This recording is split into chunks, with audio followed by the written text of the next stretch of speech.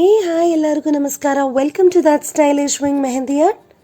ನಿಮಗೆ ಮೆಹಂದಿ ಆರ್ಟ್ನಲ್ಲಿ ಇಂಟ್ರೆಸ್ಟ್ ಇದ್ದರೆ ಈ ಚಾನಲ್ನ ಸಬ್ಸ್ಕ್ರೈಬ್ ಮಾಡಿ. ಇವತ್ತು ನಾವು ಮೆಹಂದಿದು 4 ಸ್ಟೇಜ್ ಬಗ್ಗೆ ನೋಡೋಣ ಬನ್ನಿ. Here is the 4 stage of mehndi. Mehndi ಅಂದರೆ ಯಾರಿಗೆ ಇಷ್ಟ ಆಗಲ್ಲ? ಮೆಹಂದಿ ಆಗಬೇಕು ಅಂದರೆ ನಿಮಗೂ ಇಷ್ಟ ಆಗುತ್ತೆ ಇಲ್ವಾ?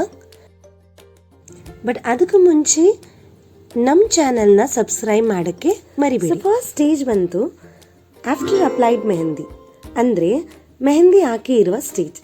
ಮೆಹಂದಿ ಹಾಕುವುದು ದೊಡ್ಡ ವಿಷಯ ಇಲ್ಲ, ಬಟ್ ಅದು ಎಷ್ಟು ಟೈಮ್ ಇರಬೇಕು ಅದ್ರ ಬಗ್ಗೆ ಕೆಲವು ನಾಲೆಜು ಇದೆ, ಅದನ್ನು ನಾವು ತಿಳ್ಕೊಳ್ಬೇಕು.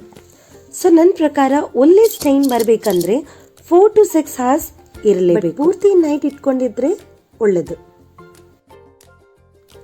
Second is fresh stain. Fresh stain ಅಂದರೆ ನೆಕ್ಸ್ಟ್ ದಿನ 24 ಗಂಟೆಗೆ ಮುಂಚೆ ಬರುವ ಸ್ಟೈನ್. ಸ್ಟೈನ್ ಅಂದರೆ ಕಲರ್. ಕೆಲವರಿಗೆ ಆ ಫ್ರೆಶ್ ಆರೆಂಜ್ ಸ್ಟೈನ್ ಅಂದರೆ ತುಂಬ ಇಷ್ಟ. Third is mature stain. Usually 3ನೇ ದಿನದಿಂದ 5ನೇ ದಿನವರೆಗೂ ಗುಲಾಬ್ ಜಾಮೂನ್ ಥರ ಡಾರ್ಕ್ ಕಲರ್ ಬರುತ್ತೆ. ಇದನ್ನು ಮೆಚೂರ್ ಸ್ಟೈನ್ ಅಂತ ಹೇಳ್ತಾರೆ. ನನಗೆ ಈ ಸ್ಟೈನ್ ತುಂಬ ಅಂದರೆ ತುಂಬ ಇಷ್ಟ.